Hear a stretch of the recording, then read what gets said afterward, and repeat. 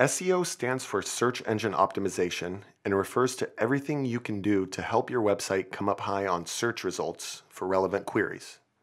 For example, let's say I'm a hypnotherapist working in central London. Ideally, I want anyone who searches hypnotherapist central London on Google to see my website in their search results. In order for this to happen, I need to optimize my website. I need to think about the content, design, images, and links with SEO in mind. So how do you do that? While we have created a whole lesson on this topic, I will give you the Cliff's Notes version here. Google and other search engines scan your website in much the same way that a person reads a newspaper. They start with the big titles, then look at the subtitles and images, and finally read the blocks of text, starting at the top of the site and working their way down.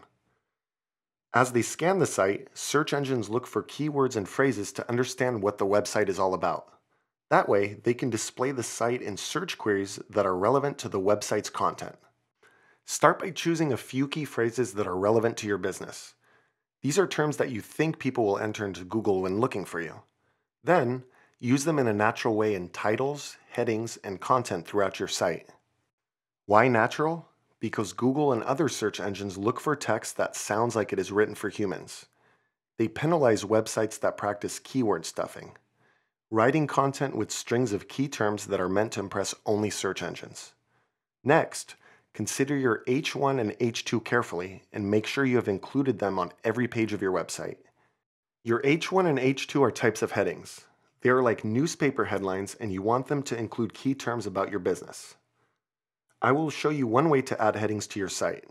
For Google, H1 is the most important heading on each page.